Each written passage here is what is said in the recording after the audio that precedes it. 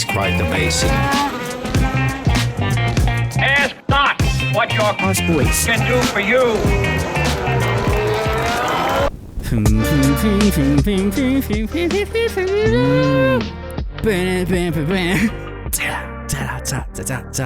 you know how easy it would be for me to actually put the song on, and I haven't done it? It's okay. We should just do a scat version. Can we hire an a cappella band to do a scat version of our song? Ask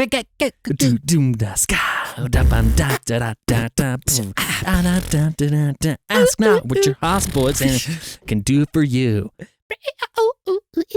A cappella. Yeah. Yeah, welcome to the podcast.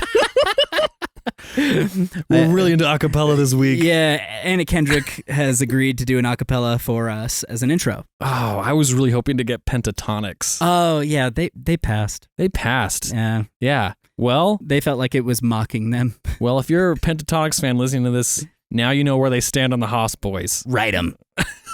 Right? I know everyone on the podcast is a Pentatonics fan. Everyone's listening to them in between It's episodes. always their Spotify Wrapped top artist.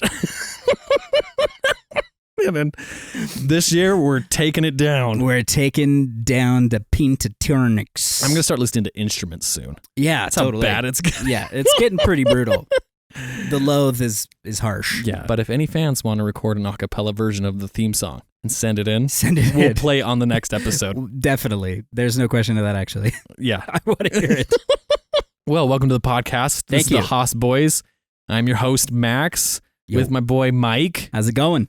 We still have had no word from Parker yet, but we might reach out the next podcast. I feel like my Parker senses are tingling.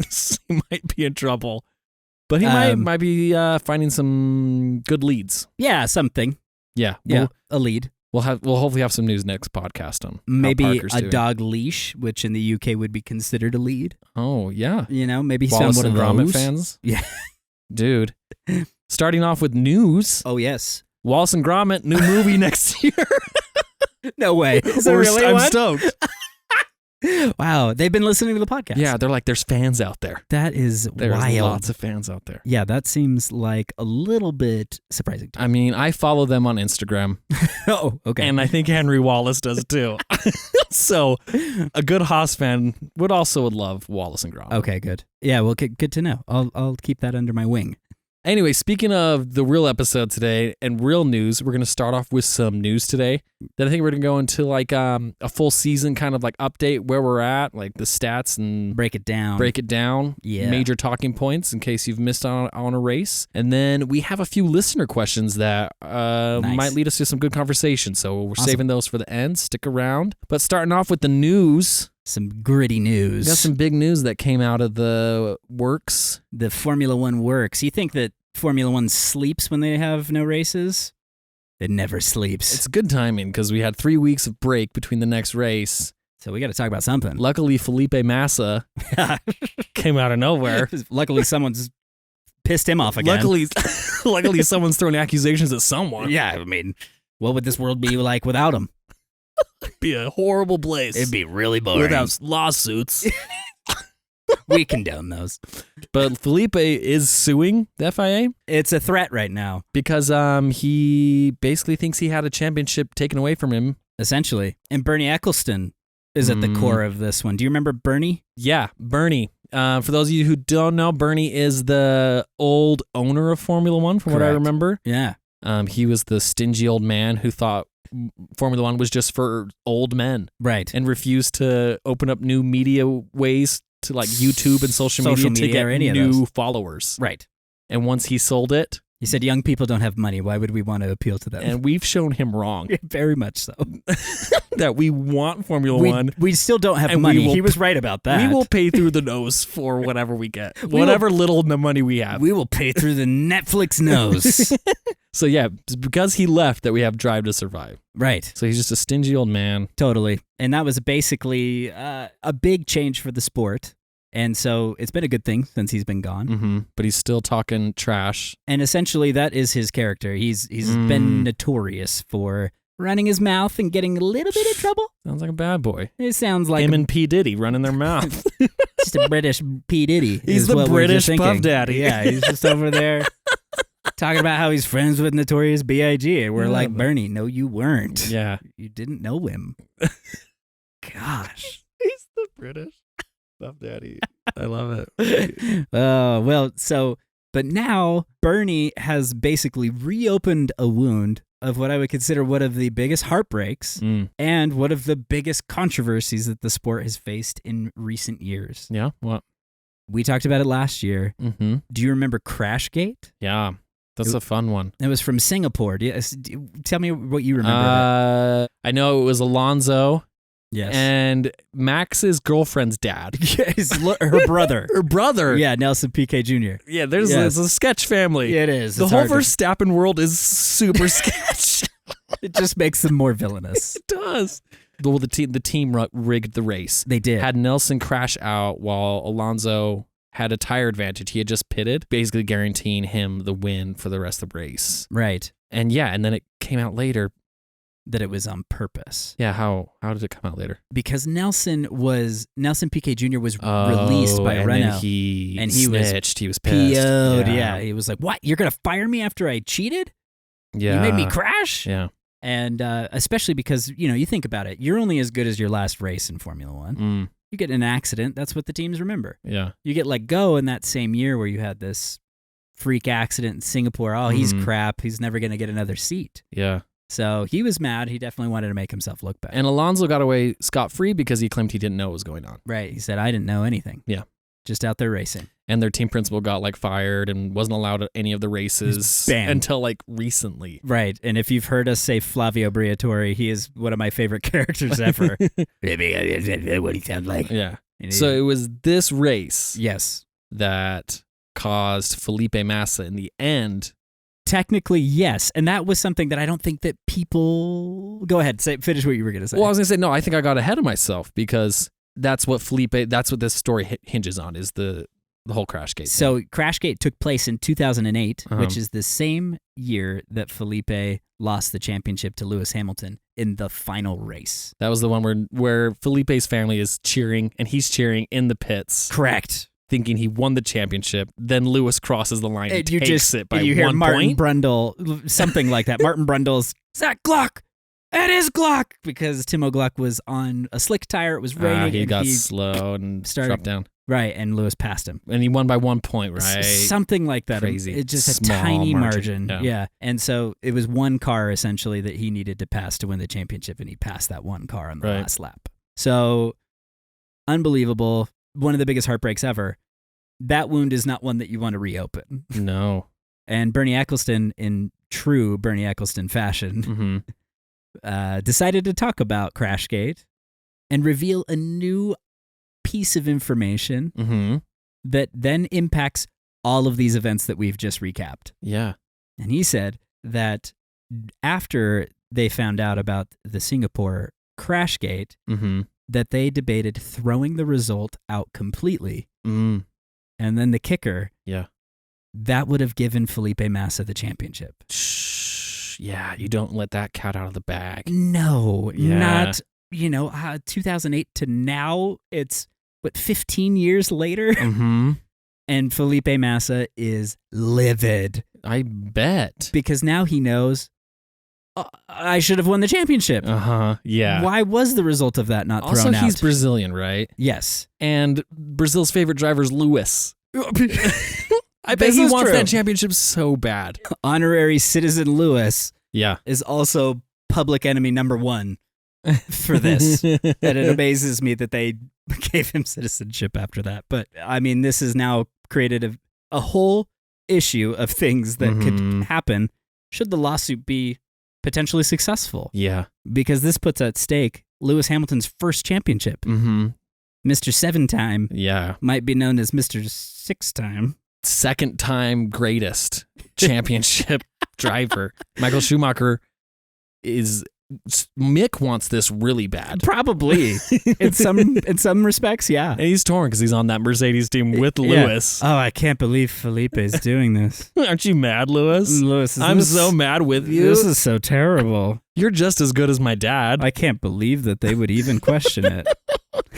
Oh, this is crazy. Do you think so that wild. there's legs on this, that it can actually go through. I mean, or they're just gonna be like, stuff it, man. Do I think that Felipe could win this lawsuit? Probably not. Do you But think that they would just give him a championship title? just a tie Yeah. with Lewis? Yeah. Just be like, all right, we've come to the conclusion. All that right. Here's your participation championship trophy. That's what it would feel like even if he did win. Just be like, wait a minute. Yeah. They gave it to you? Yeah. I mean, I think at the end of the day, what this is going to do is just to be a way for the drivers to be like, look, the way that this is handled behind the scenes has to be cleaned up. Yeah. It's too bad. It is too bad. It's a crazy turn of events, though. It is. But I mean, if we want to be conspiracy theorists a little bit, or go deep into that rabbit hole, Then, Lewis losing his championship would be an absolutely absurd turn of events. He will compete until he's 85 to beat Michael Schumacher's record. Because at this rate, that's what it's going to take to get Mercedes on pace. Ooh. That leads us into like a really good transition, shifting gears for the next little part. We wanted to, just give like a quick season update. We're 3 races in. We have a couple weeks break, so time to catch up. We had a few things we wanted to discuss. We'll start with what you just said. Mercedes pace. Yeah. Still slow. Still slow. But they looked a little faster in Australia. What do you think? A part of me is curious because when we look at the rest of the racing this year so far, we've had different tracks of different walks of life. And essentially all of them have different tire degradation and how that has affected the performance over the race. So the tires wear out super fast in Bahrain because the track is never been paved again. And it's really abrasive, and so that just shreds tires. Yeah. You go to Saudi Arabia, it's a brand new track, low degradation, surface is new, different characteristics of that race. Go to Australia, and what did they do during qualifying? Did you watch qualifying? I fell asleep. But I watched as much as I could. At least you're honest. I was like, Hulkenberg is crushing it. It was. And then I fell asleep before anything else could happen to Hulkenberg. Well, he did pretty good. He did have a great qualifying session. But one of the things that we noticed during qualifying was that the longer that they ran in qualifying, the better the lap times, which is so counterintuitive to what we normally know about the Pirelli tires. That's weird. They normally get one shot at their hottest lap, and then the tires are done. Right. But in Australia, they were able to go... That's the land down under. It's all bizarro world. It really was, apparently. It was all backwards. And so they're running their laps, do a charge lap, like recoup the battery, and then go again. And the tires were up at a temperature that were working, and they just continue to set faster and faster times. So they called it negative degradation because the tires were improving in performance over a lap, as opposed to losing it. That's really weird. Super duper weird. Given that was the case in Australia, was Mercedes pace an anomaly, or was it something that was like, we're going to see that again in Baku? You're not going to expect a lot from Mercedes again. Yeah, I don't think that it's going to be quite as good as they were in Australia. Interesting. That's interesting. I had no idea about the negative degradation. How likely is it that George Russell thinks it is him? Solely him. Yeah, that is negative degrading his tires. It is negative. It is positive degrading his tires. I'm positive that he thinks that negative degradation was him. It was his idea, and he invented it. Toto, I found a way that if I drive harder, the tires get better. Do you like what I'm doing, They're Toto? continually improving because of me, Toto. Because of my lap times. Dude, okay, side note. I was watching the final episode of Drive to Survive. Yeah. I finally got around to it. You finally watched it. I don't know why it took me so long. But I was sick last week, and I was just sitting there watching it. Oh, and the funniest thing was, forget what race it was. Oh, it's the last race. Yeah. So and someone pushes Lewis wide, or like, it's just, no, he's not. He doesn't get pushed. Oh, yeah, and he just goes across that thing. Yeah, he goes across the thing, and Lewis over the radio is like, oh, he pushed me wide. And it's just a shot of Toto, and he rolls his eyes so hard. And I was like, Toto gets it. It's so funny that Toto is kind of fed up with that, too. He's like, he didn't. He didn't push him wide. But I was like, the truth, dude. Yeah. You can't lie. It's in your face that even you disagree with Lewis. He pushed me wide, and just like the biggest, He didn't. Get on the radio, tell him he's blessed. Tell him that he's beautiful. Tell him that he's rising. That's okay, amazing. moving on. This is what I want to talk about too. Let's talk about Chucky Leclerc. Oof. You brought him up. I wasn't even aware of this. Right. You were texting me. Right. Yeah, Old Chucks. Last year was a very different set of circumstances. Yeah. Ferrari came out of the gate swinging, and we called it. That was one of our biggest predictions for last year, was that we were like, oh man, like Ferrari kind of sandbagged and like intentionally wanted more wind tunnel time, place lower in the championships just to kind of get more of that. Right, because Haas was on board with that strategy too. Exactly. Yeah. They kind of did the same thing. We knew that both of them were going to come out of the gates stronger than they did in those 2 previous years. Yeah. And they did. They came out and last year's car was crazy fast. This year, so last year, Charles Leclerc won in Australia. And in fact, Max Verstappen, this is his first time winning in Australia. And it's the first Red Bull win in Australia since I think like 2011 or something. Wow. So it was a very long gap with them not winning this race. So last year, Charles won the race. And Charles was, I think, let's look, 2022, Charles Leclerc. He was points after Australia. He was probably first, just crushing it. He was first in the points. Because he was first going all the way into Miami. Yes, he was. And I think he had like 76 points. Let me look here. 71 points.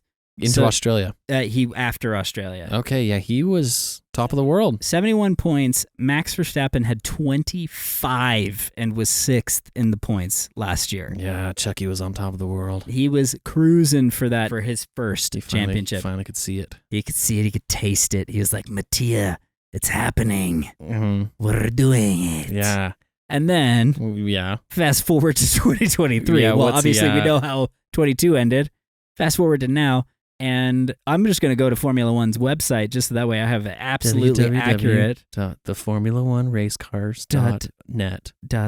Formulas.net. / Chucky Leclerc / driver what standing. are the points that he has right now? Semicolon run program. Sexiest Monaco guy / is he single? This is interesting. Fun. Is there a big old title that says Chucky's single? Chucky is single. Wow.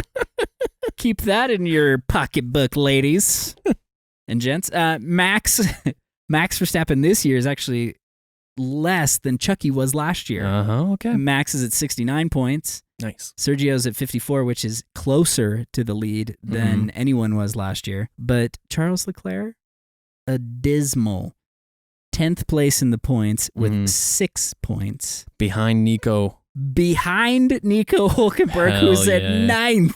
There you go. With 6 points. That's the Haas Boys. Oh my goodness gracious. The power what a year. Of the Gunter. What a year will look like for a driver. Oh, yeah. Jeez. Carlos Sainz is 5th with 20 points. Not bad. Last year, Carlos Sainz was 33 points in 3rd place. Okay. And so we've definitely seen a reshuffle of the order, but I don't think anyone anticipated Ferrari to suck quite this bad after 3 races. Are they that bad, or are all the other teams just catching up and they're not improving with it? I think that the convergence of the midfield is crazy, insane. They are just microseconds behind each other. Right. Microseconds. Micros. I don't know what those are measured in. Is it millas? Yeah, I don't know. Tenses? Hundredths? Cents? Yeah, if you knew how to keep time, you would know. Okay, well, good. I should look. So it's not looking too good for Chucky Leclerc. And I would say that, McLaren is definitely the biggest disappointment showing up this year, but they're not. Ferrari's the biggest disappointment showing up this year. That's an interesting opinion, yeah, for sure, because McLaren started last year just as bad as they did this year. Yeah, they're sailing. They're just going through the motions again. Just doing McLaren Ferrari, things. They're just moving backwards again. Yeah. And it would stink. It'd stink if they went through like a whole nother, how long has it been since Kimi won? 2007. Whoa, more than a decade. Yes. Of just not winning. Yeah, so it's been 16 years for Ferrari. Too bad. So 15 years for Felipe Massa, which is still too soon. But that's the truth. Felipe Massa would be Ferrari's last Formula One champion if that championship had been given to him. Sorry, Felipe. So, but we all want to support the Iceman, so I don't think this lawsuit's going to go through. All right, moving on to another little update. Yeah. Some hot garbage that you wanted to talk about. Some hot trash. What the hell? Hot take? A hot take. No, I just want to talk about hot trash. Dude. Hot trash is essentially the Ferrari as well. Moving from hot trash to hot rubbish. Yes. We're going back to the Aston Martins. To the Martins with Ast. You brought up another good point. Mike is just texting the Haas Boys thread all the time with points. That's just my brain never and stopped. me and the boys are just like, ha ha, thumbs up. We understand what you're talking about. But we understood this point. I'll just overview real quick. We can dive into it. That Alonso is crushing it at Aston Martin. Holy cow. Absolutely destroying Just it. so good. If you have the points right there, I think, oh, yeah, you have the points. I do. He's like 40-something? He's got 45 points in third. 45 points in third place. Great news for Aston Martin. Huge. They are second place. Second place in the Constructor Championship. Amazing. Yeah. And Lance is 20 points. Right. And at what point are we going to say, like, Lance, you need to step up. If you have the second best car on the grid, as Alonso is proving, right, you need to step up. You need to deliver. Your wrist isn't broken still, kind of a thing. Yeah, like when does the heel date stop playing into the excuse Exactly. card?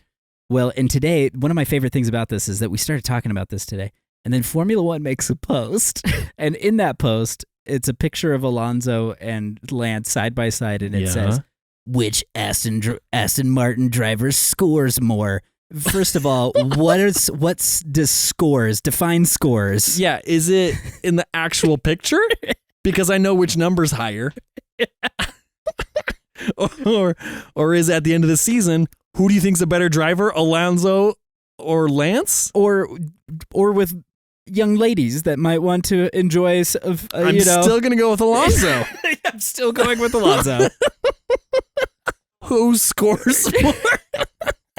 Alonso's married? No. Oh, no, I didn't think he would be. No, definitely not. That Spaniard dude? Yeah, no. He's like, you think that I want a parachute? You think I want a parachute? Nothing slow me down. Those memes are famous of him just like with girls. That's what I'm saying. So who scores more? Define scores. Yeah, exactly. Because I mean, so far this year, Alonso has 45. We don't know if that's points or other things. But I actually don't think that I live in a world where there is any answer other than Alonso scores more in every definition than Stroll in the same picture. It's a great post. It's a great post, but I sent it to you guys and I just said, this is just mean. We should put up a picture of like people compared to Gunter. Who scores more? We'll do a story and you can vote. We'll do him versus the team principals. Yeah, I think this is going to be a really it's a tough easy one with Toto. Yeah, that one might be tricky. It's a tough one with Otmar. Yeah. You never know with that Slanket. I know. There's a reason he's the Slanket man. Yeah. I mean, a question I immediately came into my brain when talking about Lance having to step up his game is, would Lawrence fire Lance?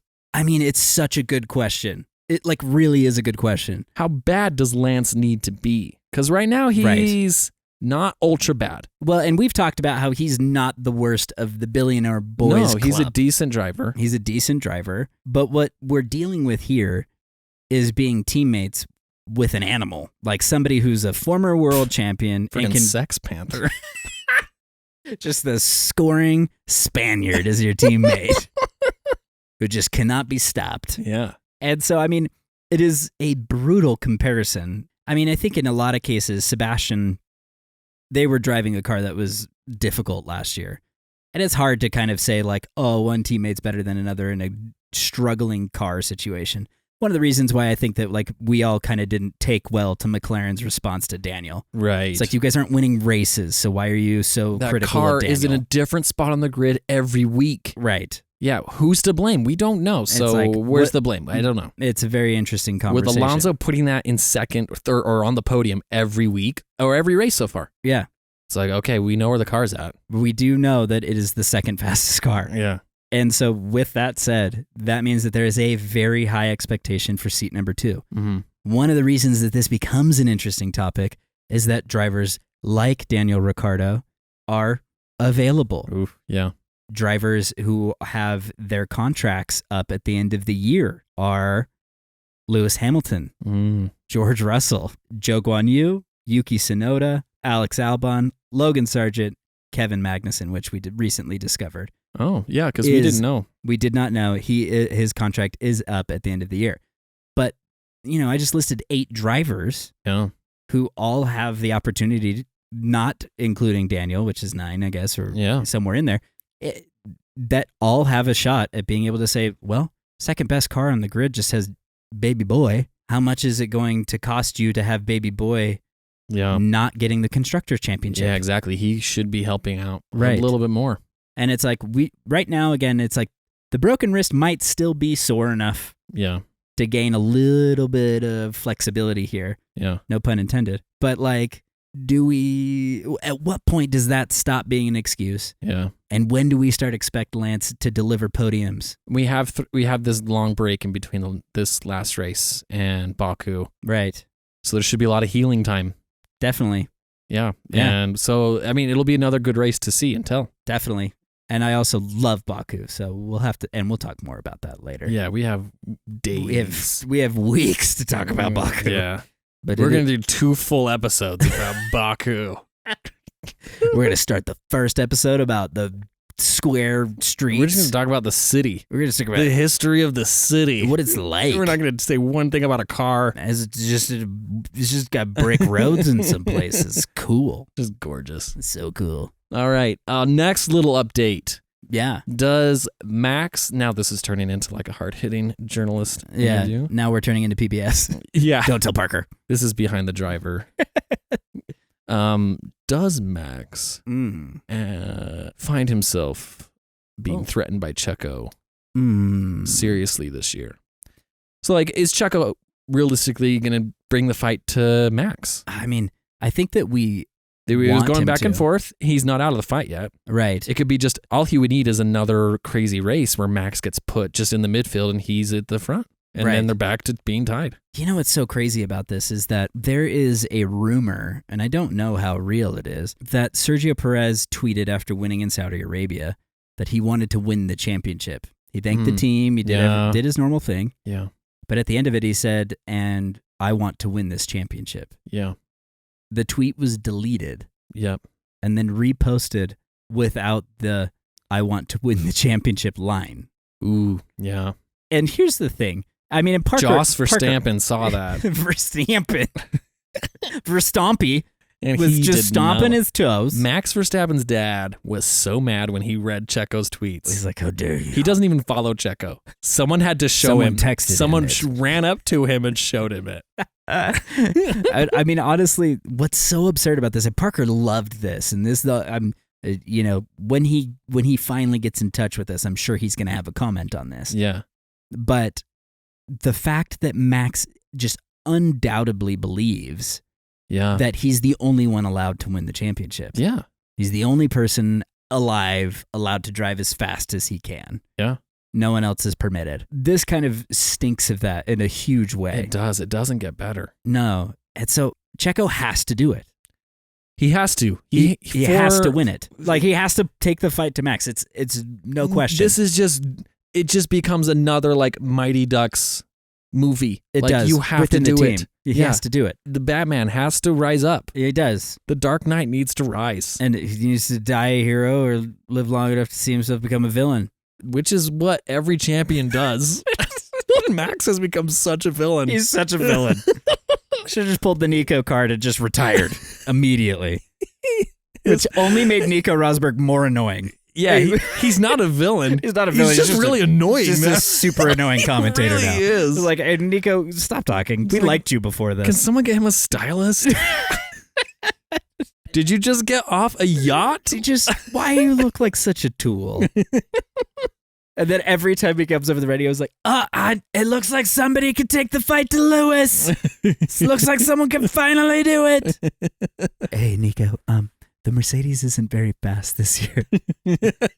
Well, it still looks like George is faster than Lewis. He hasn't had a teammate give him that kind of trouble since I quit. It's the only thing he can see. That's the only thing. He's always anything every to point comment he has is at Lewis. Is to point the focus back to like he once was the greatest. He beat Lewis in a championship. It's unbelievable.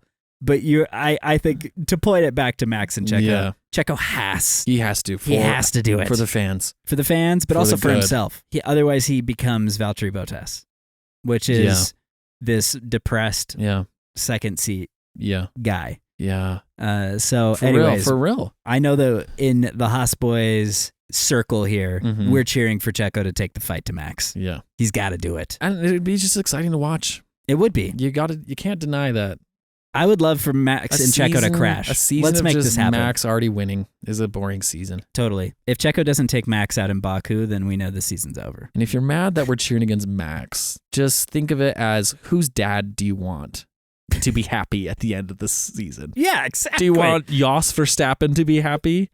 Or RBF? Checo's dad, whatever his name is. Yeah, we know yeah, exactly. He's happy. He's so much happier. Yeah, he's a good guy. And then last of all, we wanted to give a quick Haas update. Yo, the Haas Boys. We did talk about how amazing Nico did. Yes. What are we at in terms of points for the constructors? So, Constructors Championship, Haas is listed as 7th right now with 7 points, ahead of Alfa Romeo, AlphaTauri, and Williams. Good. Yeah, which is great. I mean, and Alpine is only 1 point ahead of us right now because Alpine was going to get a double points finish in Australia until they wiped each other out. Well, we only had one driver wipe out, so stuff it. Got him. That's all it takes to be better than Alpine. Right. Just have one driver finish. One driver finish, and we're killing it. You know the bar right. that the Haas has to jump over. Simple. It's pretty easy. And then McLaren is in 5th with 12 points, but that was just because of the Australian GP. It was just the anomaly. Yeah, exactly. And then the points start to really get big from there. Yeah, we won't worry about that. Yeah, because at that point they're out of our territory. So, but what's been your impression so far on Haas this year? I think that given the current way that we're looking at things, I do think that we're competing with Alpine. Yeah, for 5th. Cool. Right now, McLaren is in that spot. They're not going to stay there. Haas and Alpine look like they're on a pretty equal playing field. I feel like Alpine's getting a lot of credit right now for how fast their car is, but I think it's just because Kevin and Nico have been a little inconsistent on where they qualify. But I think once they get that dialed, which it'll happen, we'll be just as competitive as the Alpine is. Yeah. Well, one huge advantage we have is just our drivers are amazing. They're tier A, grade A, some of the best. This is a year to take advantage of those rookie drivers. For sure. And there's a ton. AlphaTauri has a rookie. Williams has a rookie. Alfa Romeo has second year Zhou Guanyu. Yeah. And so it's like that stuff. And McLaren has Oscar Piastri. Yeah. So, I mean, constructors. And I feel like Yuki comes apart at the seams. You poke at him and it's great. I mean, do you know what's interesting though? Even just as a side note, Kevin Magnussen gave credit to Yuki saying that when they were racing each other in Saudi Arabia, because they had that last lap pass. Yeah. He was saying, man, he's like, Yuki's learned a thing or two. It took him a while to pass Yuki. He was making it really difficult to pass. Yeah. And apparently, Tom Clarkson interviewed Yuki and asked him, he said, well, how come Kevin Magnussen said that you were really difficult to pass? What have you been doing and what did you do differently than previous years? And he said, oh, well, I remember the race where Fernando Alonso was able to keep Lewis Hamilton behind so Ocon could win. For so long, yeah. And he said, I spent days watching that race on boards, figuring out what Alonso was doing that made it so hard for Lewis Hamilton to pass. I love that. I love that research. And it was all about racing line and positioning and making sure that there was less aerodynamic advantage through certain corners and by blocking where you want that wind to come from. What if Yuki Tsunoda turns into the future Alonso? He might. I'm like, the fact that he actually studied it was... Yeah. The funny thing is when you think about like other sports, you watch the other team, their tapes like religiously. Yeah. But in Formula One, for some reason, that doesn't seem like it's talked about at all. This is the first time I've ever heard of it. Right. And so I'm like, kudos to Yuki. I feel like they're all so stuck up and they're in their head. Wow. I'm the greatest driver ever. Yeah. That like maybe some humility with Yuki is like a powerful tool. Yeah, I hope that keeps working for him. Yeah, it would be really cool. I would love to see him at the top. Me too. Honestly, I think he's a great driver. He's a funny guy. No, I love that he loses his mind too. It makes him so much more human.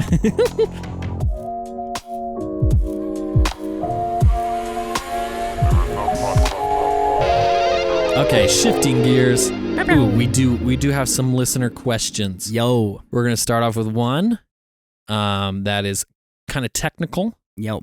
You'll be able to field this really well for us, Mike. It's a good thing I got the Goo Goo machine in front of me, just in case. Yeah, I don't think you'll need it. Oh, yeah, okay. Off the top of your head, I think you'll be able to like figure this out. Wield it. The second one is probably one of the toughest questions we've had on the podcast. Oh, dear. I have been fretting it. I do not want to, but we have to do it. answer We the gotta do it. questions. We answer every You question. send us the questions, we got to answer We it. got to answer them. So first one comes in from Sam, our diehard listener. Diehard listener. Never seen a race. Okay, so from Sam. Yes, this is my first question of this new season. Pretty exciting stuff. There you go. I really hope to watch a race someday. This is related to just the history of the cars themselves or the engineering. I feel like I've heard a few times on the podcast the words, that car was awesome. It was fast and well built. Okay. And usually it's about a team that doesn't have a car that's well built right now, and there's all these issues. Okay. So I'm wondering, why is there so much change? I know you have to progress and keep up with the new tech, but if you had a really, really fast car and it worked really well, and the driver and the car just matched perfectly, why not just keep that going? I think Mercedes, that kind of was at the top of their game, and then they unveiled the new car and they did that paint test, and it was just terrible this year. Oh, yeah. Why did they change it up so much? Why not just keep the car that Lewis was winning with? Was it over the budget? Good questions. Good questions for sure. So in the formula of what Formula One is the rule structure of how a car can be built, what it can look like, and what kind of characteristics it can have and can't have. And with the previous regulations or the previous formula, the car was different. The floor had to be flat. So it could have a bunch of little winglets on the side. I think maybe Sam is missing out on one thing, but I kind of get his question because one thing happened not last year, the year before, whatever, like the new regulations hit. Right. So they had all these new rules for the formula on how a car should be built. So Right. everyone had to follow those and come up with a whole new car. Right. Whereas the era before was 8 years-ish. Right. And it was the same formula. It always evolves. Okay. But you're so correct. within that era of a formula, it was where they have these regulations that they've set out. I think that's what Sam's talking about. Why not keep it the same from year to year? So the formula evolves to try and essentially try to slow down the leading car, whatever is leading, and try to catch the rest of the field up, because it essentially resets somewhat of the regulation each year to have new aerodynamic law. Saying like, oh, this year you have to have a spine, and it's a big tall fin that runs all the way down the back of the car. Even when it's not a big regulation change, there's little minor things, little adjustments each year. So the bosses, the FIA, will say something needs to change, and this is it this year. Right, and it's who gets that the most right is going to usually be the ones who are dominating the championship that year. Oh, okay, it makes sense. And they're trying to bring like Max right now back to like the main car, so there can be more competition. Right. Last year, Red Bull was leading, Ferrari was leading, and they said, okay, next year we're going to raise the floor a few centimeters, millimeters, whatever it was, to try to slow Red Bull down a little bit, but also it ended porpoising. There was a lot of reasons for it, but they evolved the regulation so that way it would better suit the rest of the field and also kind of level it out again, because now Red Bull has to go back into the wind tunnel, and they have to figure out a way to make that new floor that's a little bit higher as effective as their previous year floor was. And because of that, again, it plays into cost cap, it plays into a lot of things, but it's, it makes it so every team is constantly striving for the fastest version of a car within those rules. Do you think when Mercedes was dominating, because they won every constructor championship for that turbo hybrid era. Right. So do you think they were basically keeping that car the same? No, and it evolved. Like we can post pictures on our Instagram to even show side by side from the first year all the way to the final year how different that Mercedes looks. And it's a huge change. Interesting. I also would imagine that teams on their own are reaching out to try different things because they just want to be innovative and Right. they want to stay ahead of the competition. Well, and that's always the risk of an upgrade, which we'll put in air quotes. When a team says they're going to bring an upgrade to a track on a certain weekend and they're like, we think this is going to rule, it could slow them down a couple of tenths. Right. It's like not everything that they put on the car works in the real world the way that they think it will because of a wind tunnel. And so there's some really big risk when they put something on the car. Okay, so for just a few seconds more for this question. Yeah. So within the year, we have these rules just this year. Just this year. Do you think Red Bull is going to be trying upgrades at all? Oh, yeah. And they will. I think they so said that's that a they're going to question that I introduce think a new Sam one. would want to ask too, is like, Yeah. why take the risk? Right. Because right now, they are probably minutes ahead of everyone if they want it to be. Why Right. take the risk? Well, at this stage, Red Bull knows that everyone's going to progressively catch them, at least for the teams that have really talented individuals that don't make mistakes that set them back. Right. I would say that teams that we can expect some issues from are kind of like your Williams and even us at Haas. It's potential to put something on the car that doesn't make it faster. But it's not very likely at Mercedes, Aston Martin, or Ferrari that you're going to pay for anything that doesn't make it quicker. But given that that's the case, Red Bull is bringing an upgrade to Baku. I believe that they're claiming will make the car 2 tenths faster than it already is. They already have I know, which is insane. It's insane. So that is kind of what we have to anticipate. Each team, it doesn't matter how far you are in the lead. You kind of have to have that Ayrton Are Senna. they all just insane too? They are. They are absolutely insane. It's part of what makes It's probably this why we sport like it. attractive. And we want them to be faster. Yeah, exactly. Yeah. I mean, That was a good answer. and just as the closing statement, in 1988, Ayrton Senna was racing at the Monaco Grand Prix. He was 55 seconds ahead of his teammate, Alain Prost. Okay? They both are driving a McLaren, Wow. the MP44. And That's a big gap. a full minute ahead of your teammate is absurd. Yeah. And coming around one of before you come into the tunnel, there's that final right-hander, and then there's a guardrail. And Senna was pushing it hard, and he crashed. With a 55-second lead, Oh, okay. Senna hit the barrier and Right. wrecked himself out of the race. Jeez. To use this as a metaphor, Yeah. no lead is comfortable. Fetch these You guys. have to be as far ahead as you can possibly be. And Senna proved it beautifully by smashing himself into the wall with a minute lead over his teammate. Wow. So never expect anything other than utter perfection from every team if they Wow. can get it. That's a great way to end that question. Holy cow. And this question comes in from an old friend of mine. Oh, nice.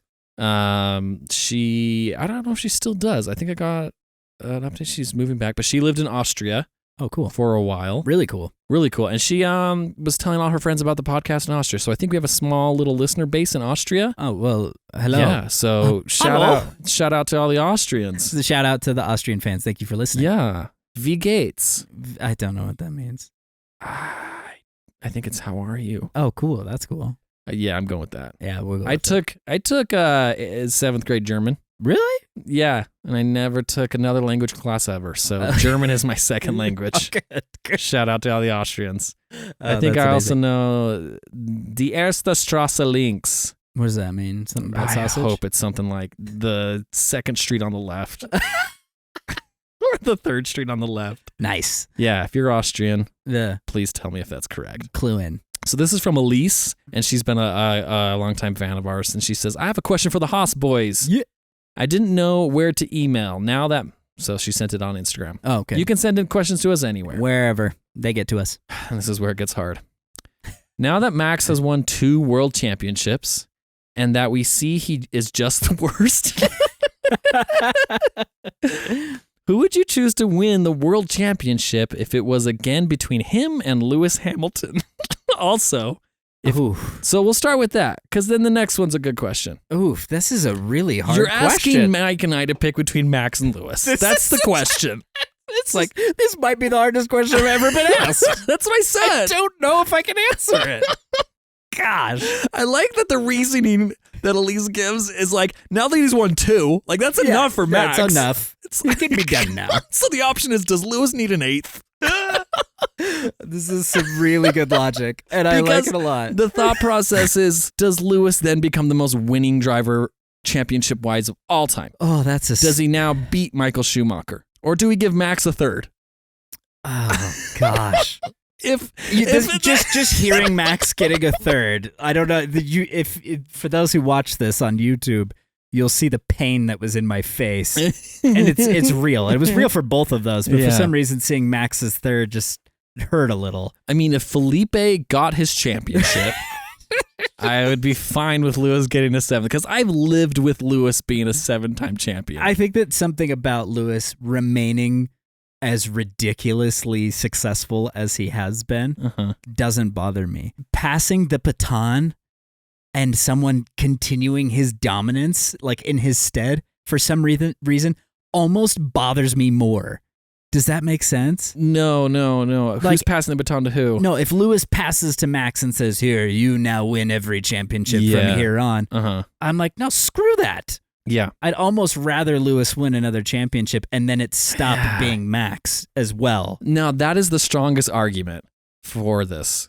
I would want the kibosh to be on both of them at that point, though. I'm like, no more. No more for either of you. We haven't made it a secret that we're not big Lewis fans. Elise knows that. She's listened to a lot of episodes.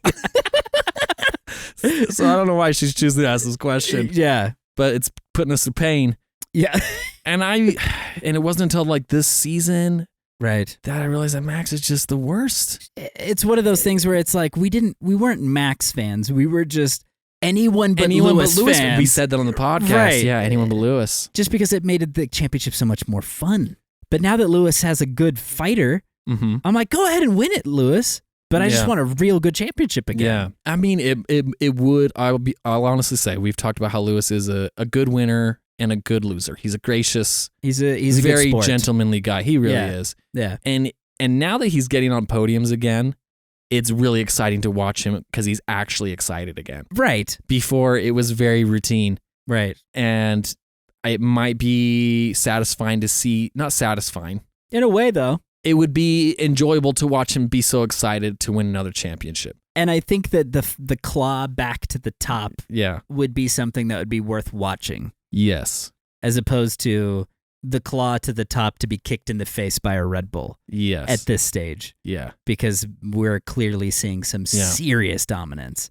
So I think that I would vote Lewis because of where he is right now. That's what I would have to say. Inverted world, which was 2021. Yeah. We voted Max. Yeah.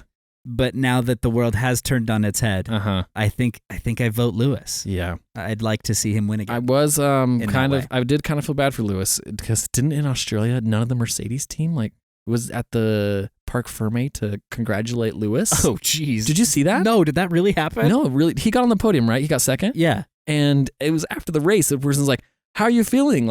And he's like, "Where's my team?" Yeah. And he's like sitting there with he's like, and he's like, "Well," she's like, "What do you think this means for the team?" He's like, "I don't know. They're not here." Clearly nothing.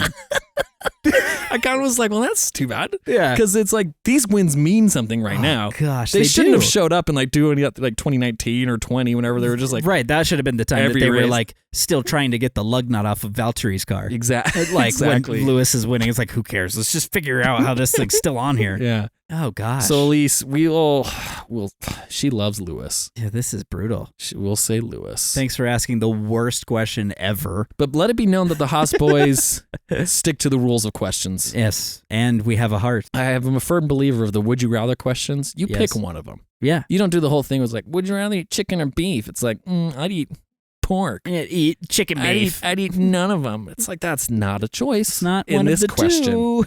And here we just picked between the two evils. Exactly. Which means that you need to ask questions more. Would you rather not have an arm or a leg? It's like, I'll pick a Lewis.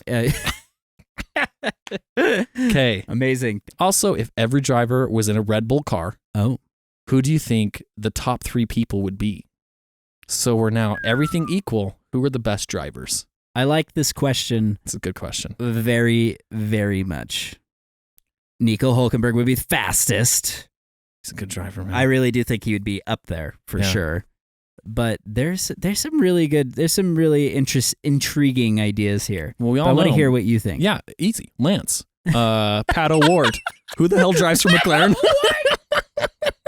Get out of here. Oscar and Nick DeVries.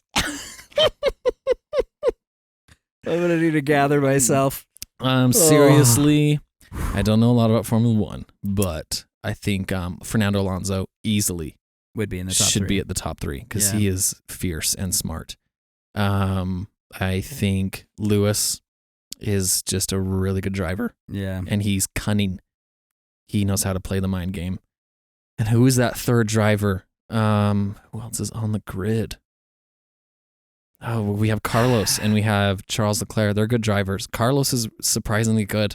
He is. I don't think surprisingly. I just think people are putting him under Charles. Right. And I was like, I don't see evidence of that. No. He's good. I mean, and Charles is a choke artist, unfortunately. I feel like he has a real bad habit of putting it in the gravel. I mean, now I'm tainted because you said Nico Hülkenberg. I feel like that's not a bad read. Not a bad pick. But if I was to not pick Nico Hülkenberg, I would say I don't want to throw you a bone here, but Pierre Gasly. I mean, Daniel Ricciardo. I mean, he's not on the grid this year. That's why I'm not saying him. But he belongs to a team of somebody who is really good, as much as it pains me. Oh, Checo or Max? Yeah. Max would probably be up there. He is good. I think that one of the things that we're seeing with the new rule package is that I actually do think that right now, in a crazy turn of events, we're seeing three of the best drivers competing for the top three steps. Yeah. With Max, Fernando, and Lewis. Yeah. The cool down room might be super awkward with two guys who are just the seasoned vets and could just kind of like, yeah, new guy, you stand over there. Yeah, give us more of those. Don't even think about sitting in one of these chairs. You are not welcome in this club. Yeah. But Max is proven to be a very fierce and very good competitor. Yeah. And I think Fernando and Lewis are probably right there with him. And so I'd love to say that I think what's almost more interesting is the fourth person. So I'm going to evolve that question. Okay. And say, who do you think is the fourth driver in that? Good drivers. Nico Hülkenberg, maybe Valtteri Bottas. Yeah, that's a good one. Pierre Gasly, does he have it? Carlos Sainz. Yeah. I really think Carlos Sainz could crush it. I honestly think that is probably one of the most coveted spots in this sport right now. Is being the fourth fastest driver. Because I would say that Sebastian Vettel was probably in that top three and was lingering near 1-4 or whatever. Yeah. And it's like now having removed another world champion from the grid, the fourth place fastest driver is now pretty much the hottest ticket because Fernando's not leaving Aston. Lewis isn't leaving Mercedes. Max isn't leaving Red Bull. Yeah. So fourth tier, whoever comes in fourth is going to be Ferrari's number one. Does that make sense? That makes sense, yeah. So this is a really critical time to really prove that you are the fourth fastest driver. So I think that this spot is really coveted, and I think it's probably between Charles and Carlos. So they probably do have the two fastest drivers that aren't on the other teams. Okay, cool. Super interesting question, though. Very good question. Thanks, Elise. Feel free to write us in any question, any listener. We appreciate it. We want to hear more. And we might evolve your questions. I mean, heck, Yeah. Sometimes I like to go a little deeper. Yeah, exactly. It was great. But we will always answer them truthfully. Totally. Thanks for listening to the Haas Boys this week. Yeah. We will talk to you again next week. Submit your questions. Rate us. Leave us a review. That's what we do. Follow us on Instagram, TikTok, how Twitter. Do I end this episode? We do all those things. Please listen to us. Please listen to us on Spotify. Please listen. Tell your friends. Yeah, rate us, about share your us, friends. email us, subscribe to us. We really appreciate you guys. And soon we really will have some big updates, merch store, things like that. Things like that are coming. They're in the works. Cool. Thanks, guys. One small podcast. Alonso has 45. We don't know if that's points or other things.